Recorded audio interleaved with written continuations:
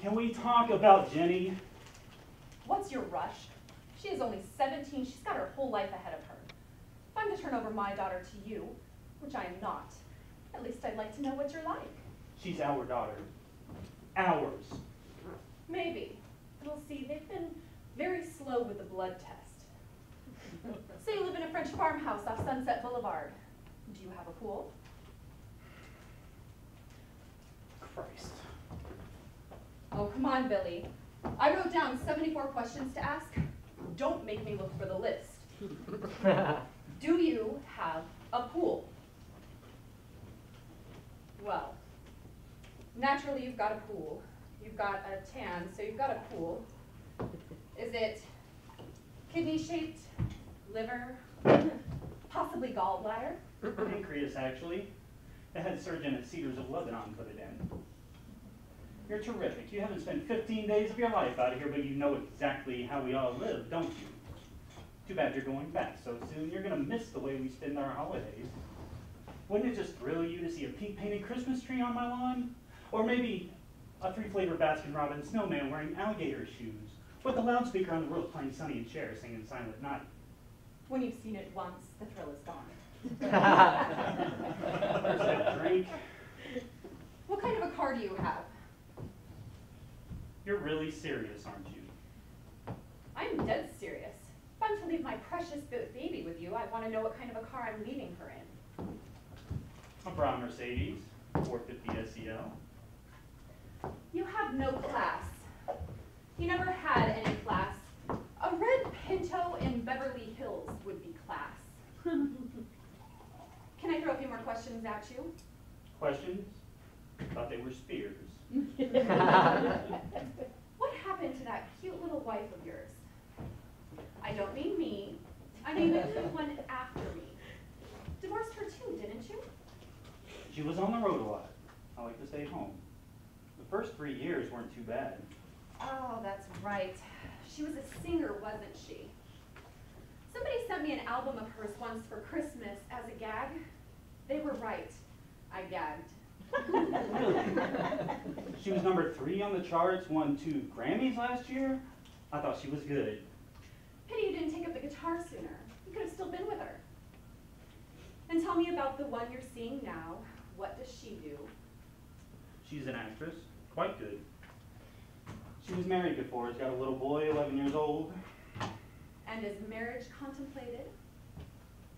Am I being too nosy? Not for a Newsweek editor. Yes, marriage is contemplated.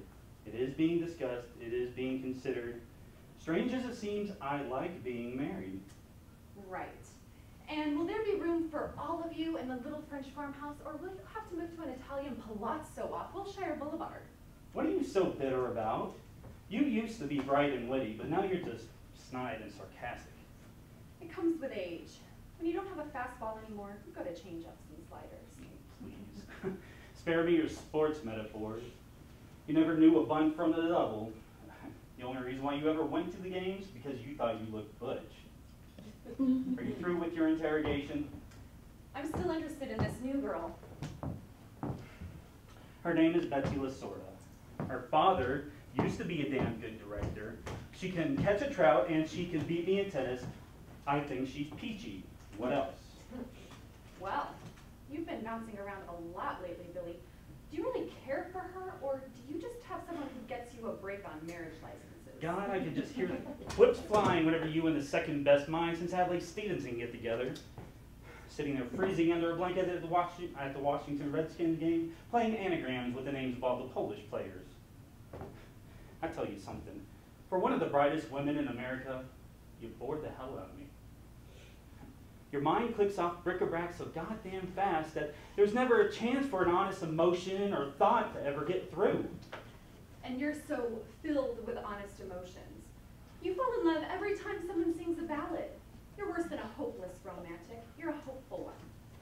You're the kind of man who would end the world's famine problem by having them all eat out, preferably at a good Chinese restaurant.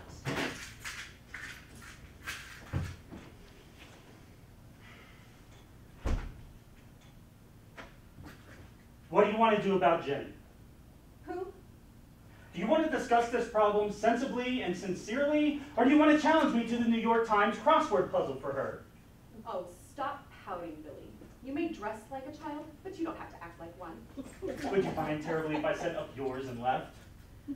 What have you done to her, Billy? She's changed. She used to come back to New York from her summers here, taller and anxious to see her friends. Now she meditates and eats alfalfa. She just turned 17. Something was bound to happen to her. You have no legal right to her, of course. You understand that. Certainly. Then tell her to come home with me. I did. She would like to try it with me for a year. She's not happy in New York, Hannah. Nobody's happy in New York. But they're alive. I can't fight you. If you want to take her, then take her. But I think you'd be making a mistake. She still has another year of high school left.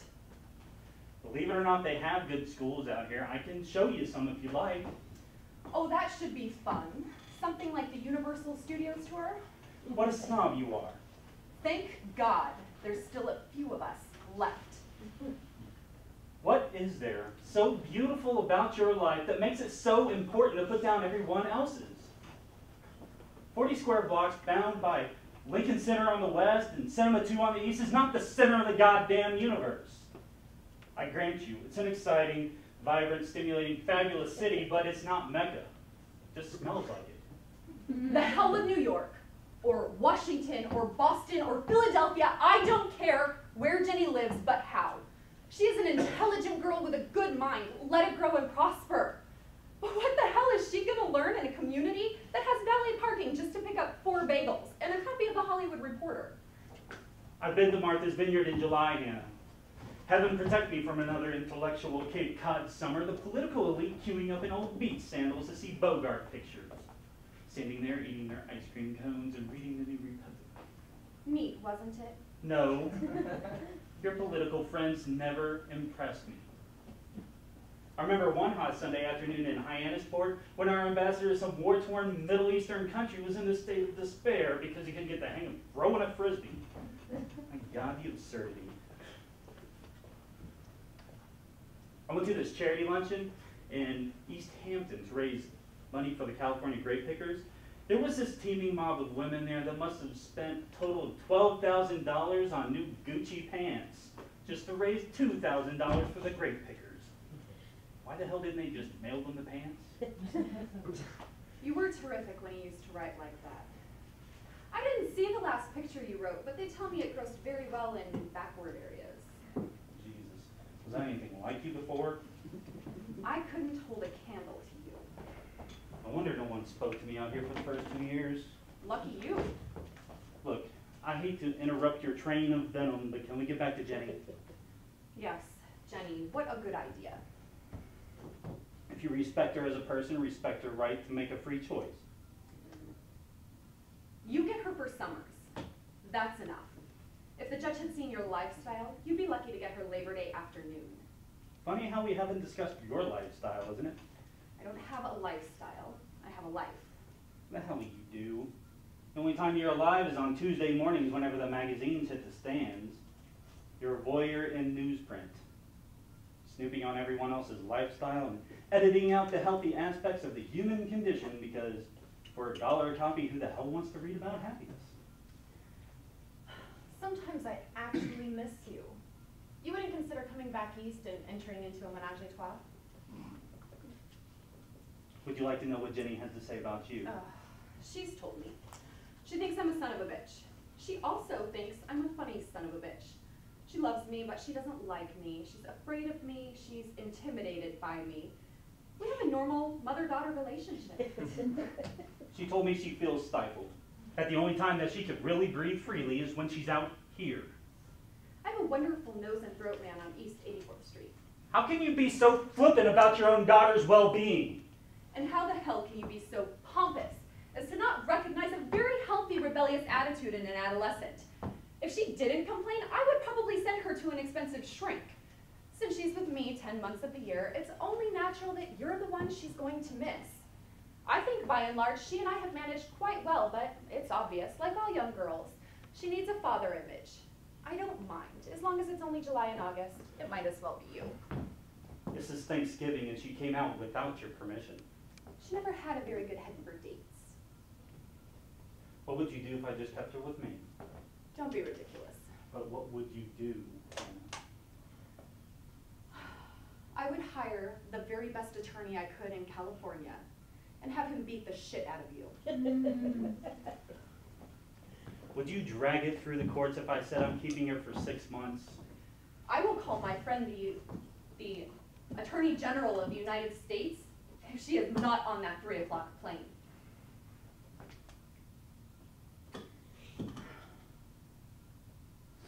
It's 1:15. Will you call Jenny or shall I? No. No what?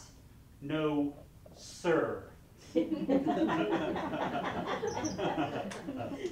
Well, if you'll give me directions to your little French farmhouse, I'll pick her up myself.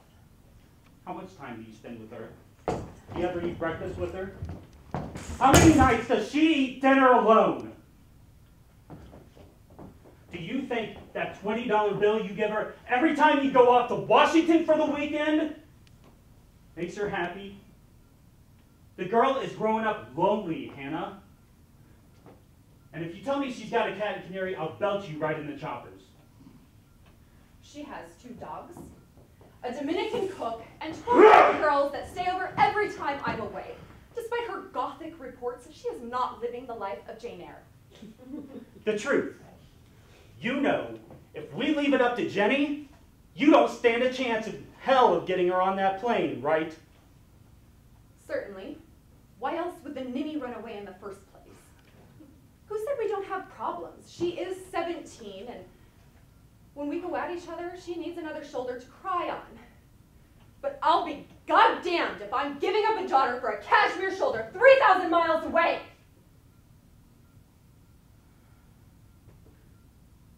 My God, you're really afraid. This is an event. I think this is the first time I've ever actually seen you nervous. Wrong. I was nervous on our wedding night. Unfortunately, it was after we had sex. Please, no cheap shots. That isn't like you. I mean, we may have had a very narrow chance for happiness, but sex was never a stumbling block. Neither was it an architectural marvel. Oh, I'm not blaming you. You were very skillful in bed. You could ravage me for hours without ever mussing the sheets. But the moment it was over, you would heave a deep sigh and tell me about your plans for the future. The sex was stimulating, but the plans were so freaking boring. Boring. And I've made love to women with the television on before, but never watching Eric Severide. Sometimes we need our private fantasies to get us to the top of Magic Mountain. You know what, Hannah? I don't like you anymore. That's all right. I'm not always fond of me either. What are we gonna do, Billy? I want my daughter back, and you're the only one who can help me.